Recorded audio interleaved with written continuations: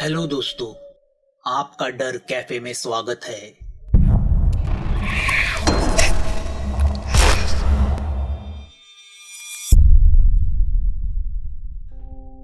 पुष्कर अपना बैंक का काम खत्म कर चुका था। उसे इंतजार था गांव में सन्नाटा होने का। रात को 9 बजे वह बैंक बंद करके सीधा मांत्रिक के पास चला जाता है। पुष्कर को पता होता है अगर वह मांत्रिक को अपनी अभिलाषा के बारे में बताएगा तो वह कभी नहीं मानेगा। वह मांत्रिक को झूठ बोलता है कि पाए हुए पैसों को वह अच्छे काम में लगाना चाहता है, इसलिए वो कौन से काम में लगाए यह पूछने के लिए वह आत्मा से सलाह मशवरा करना चाहता है। मांत्रिक उसे बलि के बारे में पूछता है तो पुष्कर उसे कहता है कि वह ऐसे इंसान का बलि दे रहा है जो बीमारी के कारण जिंदगी से खुद उगता गई है और पुष्कर उसके मरने के बाद उसके फैमिली को कुछ पैसे भी देने वाला है। शायद इसी से उसके पाप का परिमार्जन हो। मांत्रिक तैयार हो जाता है और पुष्कर से कहता है कि अगले अमावस को वह 11:30 बजे कब्रिस्तान आ जाए। पुष्कर मन ही मन खुश हो जाता है। एक बार यह काम निपट जाए फिर उसे जिंदगी में किसी बात की फिक्र करने की जरूरत नहीं। पुष्कर खुशी से मांत्रिक के घर से बाहर निकलता है। वह अपनी स्कूटर को स्टार्ट करके घर की ओर चल पड़ता है। उसके जाते ही पेड़ के पीछे से यामिनी बाहर आती है। दरअसल रात को गोविंद से उसे पता चला था कि पुष्कर अभी भी बैंक में है। वह उसे सरप्राइज देने के लिए उसका मनपसंद पहाड़ी चिकन बना के लाई थी, मगर रास्ते में ही उसने पुष्कर को अपने स्कूटर से जाते हुए देखा था। यामिनी ने उसे रोकने के लिए मोबाइल तो निकाला था, मगर जैसे ही उसने देखा पुष्कर घर के रास्ते की बजाय दूसरे रास्ते से जा रहा है तो वह अपनी स्कूटी पे से उसका पीछा करने लगी। जब पुष्कर उस मांत्रिक की झोपड़ी में पहुंच गया तो उसके मन में शक पैदा हो गया। पुष्कर उस फकीर के साथ क्या कर रहा है? और जब उसने पुष्कर और फकीर की बातें सुनी तो उसे यकीन हो गया कि पुष्कर जरूर किसी जादू टोने के चक्कर में है, जिसमें किसी के बलि का जिक्र सुन के उसके रोंगटे खड़े हो जाते हैं। पुष्कर कुछ पाने के लिए अघोरी विद्या का सहारा लेके किसी का बलि देने की तैयारी कर रहा है। वह समझ जाती है कुछ तो गड़बड़ है। यामिनी फैसला करती है कि वह भी अमावस का इंतजार करेगी और उस रात पुष्कर का कब्रिस्तान तक पीछा करके जान लेगी कि माजरा क्या है। पुष्कर अब मीठा बोल के यामिनी को खुश रखने की कोशिश करने लगता है, क्योंकि अमावस 4-5 दिन पे ही है। यामिनी भी अभी बड़ी सावधानी से पुष्कर के साथ संबंध रखे हुए है। वह उससे प्यार तो जताती रहती है, मगर उससे कुछ फासला रख के। पुष्कर बड़ी होशियारी के साथ यामिनी के हेयर ब्रश से उसके कुछ बाल निकाल लेता है और पेपर में बंद करके रखता है। आखिर वह अमावस की रात आती है। दरअसल वह आखिरी बार यामिनी के साथ मजे करना चाहता था, मगर यामिनी ने अपनी तबीयत का बहाना बना के छुट्टी ले ली थी। पुष्कर सोचता है ठीक ही है, यामिनी नहीं तो कोई और ही सही। पैसे हो तो खूबसूरत औरतों की कोई कमी नहीं। पुष्कर 11 बजे बैंक से बाहर आता है और स्कूटर लेके कब्रिस्तान की ओर चल पड़ता है। यामिनी अपनी स्कूटी के हेडलाइट ऑफ करके बड़ी सावधानी से कुछ फासला रख के उसका पीछा करने लगती है। पुष्कर कब्रिस्तान पहुंच जाता है। मांत्रिक उसी का इंतजार कर रहा होता है। इस बार उसने एक लड़के की लाश को कब्र से बाहर निकाला है, जिसकी उम्र 20-22 की होगी। उसके गले पे रस्सी के निशान देख के पुष्कर समझ जाता है कि उस युवक ने रस्सी से लटक के सुसाइड की होगी। मांत्रिक पुष्कर को बैठने बोलता है। वो पुष्कर को बताता है कि आज तक उसने कई बार काल पिशाच सिद्धि मंत्र का इस्तेमाल किया है, मगर एक ही इंसान के लिए 2 बार कभी नहीं किया। पुष्कर पहला इंसान है जिसकी वह दूसरी बार मदद कर रहा है, मगर इसलिए इस मंत्र शक्ति के कामयाबी की गारंटी वह नहीं दे सकता। अगर कुछ बुरा हुआ तो उसका जिम्मेदार वह नहीं, पुष्कर होगा। पुष्कर हाँ करके सर हिलाता है। मांत्रिक उसे पूछता है, जिसका बलि देना है उसकी कोई चीज लाए हो क्या? पुष्कर जेब से कागज की पूड़ी निकाल के वो खोल के अंदर रखे बाल मांत्रिक को दिखाता है। मांत्रिक एक पल पुष्कर को देखता है और फिर अपनी साधन सामग्री बाहर निकाल के लकड़ियां रचा के हवन करता है। वह पुष्कर को देख के बोलता है, पिछली बार जैसा किया था वैसा ही इस बार भी करना है। तुम्हें मैं फिर से सब कायदे नहीं बताऊंगा, मगर याद रखना, आत्मा कुछ भी बोले उसे टोकना नहीं या उसका अपमान करना नहीं। बस मेरी विदागी देके यहाँ से चले जाना। पुष्कर हाँ करके सर हिलाता है। पेड़ के पीछे छिपी यामिनी वह सब नजारा देख रही है। अब वह डर जाती है। वह लाश, वह मांत्रिक और काली अमावस का वो माहौल उसके लिए नया था, मगर उसे जिज्ञासा थी कि पुष्कर क्या मांगने वाला है। और आगे क्या होने वाला है। जैसे ही 12 बजते हैं, मांत्रिक आसमान की ओर हाथ ऊपर उठा के कुछ मंत्र बोलता है। झोली से कुछ भस्म निकाल के उस लाश के माथे पे लगा देता है।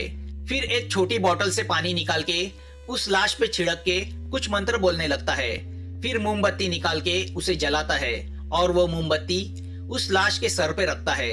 फिर एक कागज की पुड़ी खोल के उसमें से एक काली राख निकालता है और उस राख को लाश के सिकुड़े हुए मुंह में घुसेड़ता है, जिससे लकड़ी टूटने जैसी आवाजें आती है।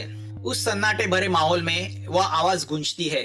पेड़ के पीछे चुप के देखने वाली यामिनी उस आवाज से घबरा जाती है और उसके मुंह से चीख निकलने वाली ही होती है कि वह अपने मुंह पे अपना हाथ दबाती है। पुष्कर तो खामोश था।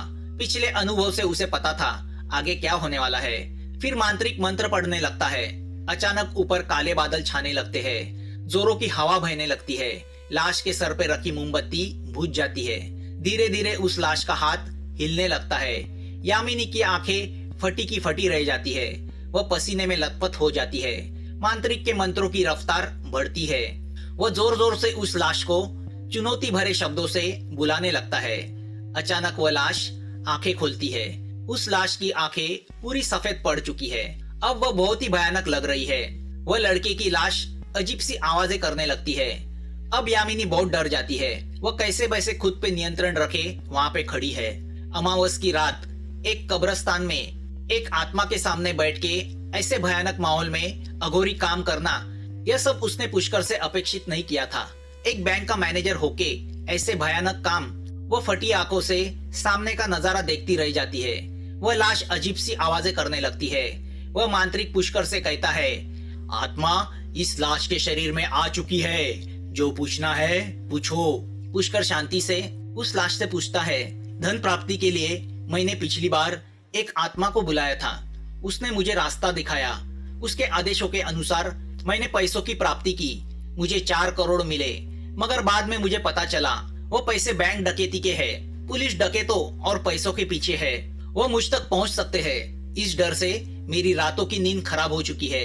मुझे पैसे तो चाहिए थे, मगर ये झमेले नहीं। मुझे इस झमेलों से छुटकारा चाहिए। कोई रास्ता दिखाओ। पुष्कर की बातें सुनकर वह लाश जोर जोर से हंसने लगती है। पापी इंसान, तुम्हें बिना मेहनत के और तकदीर के पैसे तो चाहिए, मगर उसके परिणामों का सामना नहीं करना, उससे आने वाली मुश्किलों का सामना नहीं करना। काल पिशाच सिद्धि से काला पैसा ही मिलेगा, कोई लॉटरी नहीं लगेगी, और उन पैसों के साथ आने वाले दुख और श्रापों को भी भुगतना होगा। बस दुनिया में कोई भी चीज आसानी से नहीं मिलती।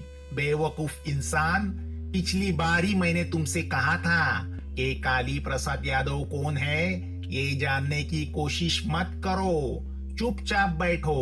मगर तुमने मेरी नहीं सुनी। 1.5 शाना बनने के चक्कर में तुमने अपनी सुख शांति को गवाया है। यही तुम्हारा प्रायश्चित्त है। और वैसे भी पिशाच आत्मा एक इंसान के लिए सिर्फ एक ही बार प्रसन्न होता है, बार बार नहीं। तुम्हारा रास्ता खत्म। जाओ बेवकूफ लालची इंसान, यहाँ से दफा हो जाओ।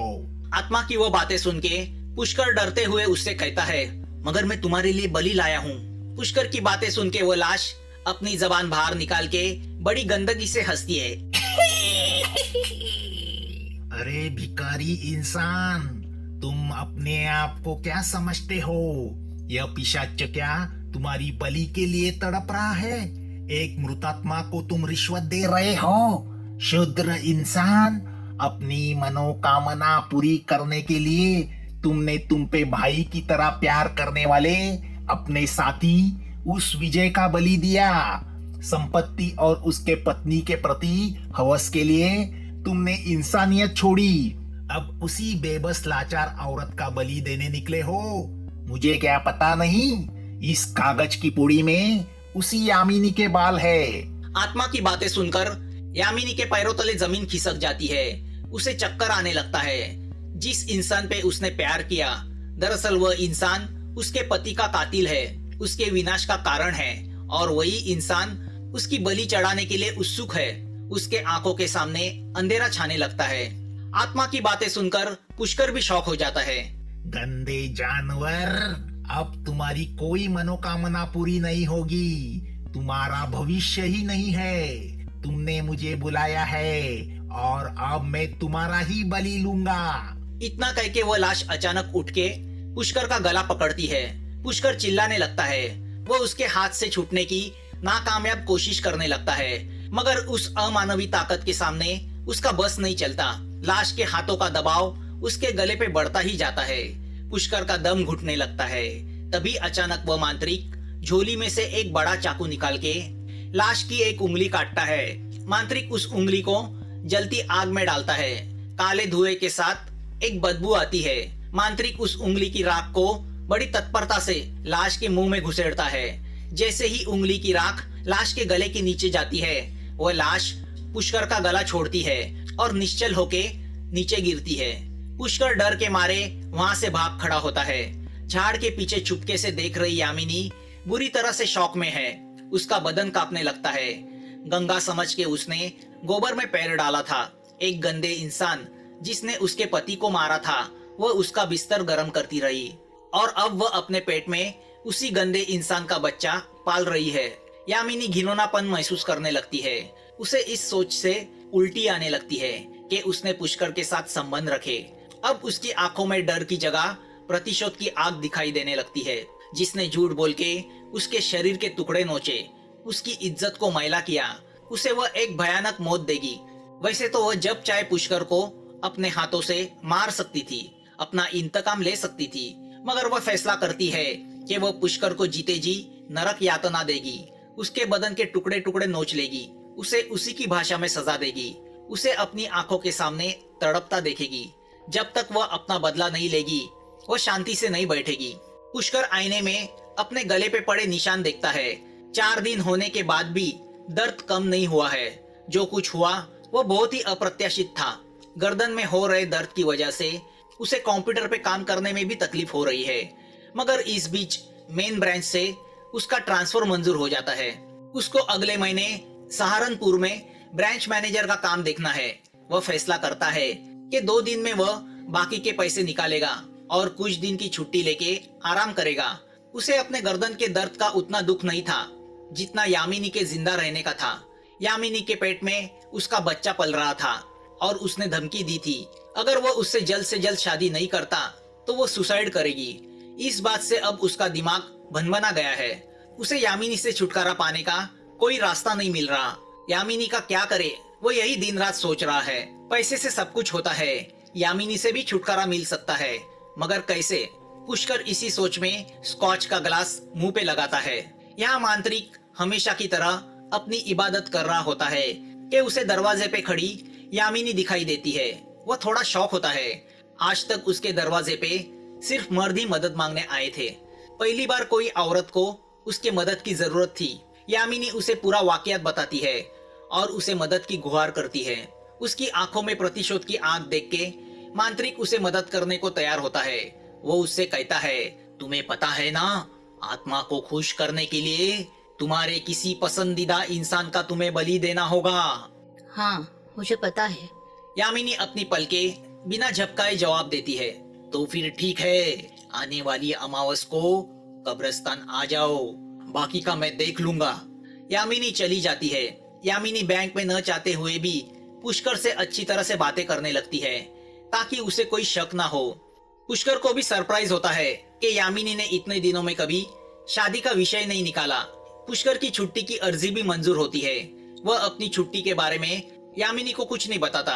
उसका प्लान रहता है कि वह शिमला जाएगा और एक रात चुपके से वापस आके यामिनी को नील की पहाड़ी से धक्का देके खाई में फेंक देगा। बिल्कुल एक्सीडेंट लगेगा और जिस वक्त यह वाकयात होगा उस वक्त वह शिमला के होटल में होगा। किसी को कुछ शक नहीं होगा। यामिनी कैलेंडर के सामने खड़ी होके अमावस कब है देखती है। अमावस 3 दिन के बाद होती है। वह अपनी स्कूटी की चाबी उठाती है जो उसे पुष्कर ने गिफ्ट की थी। वह स्कूटी पे से पुष्कर की घर की ओर चल पड़ती है। रात के लगभग 10 बज रहे हैं।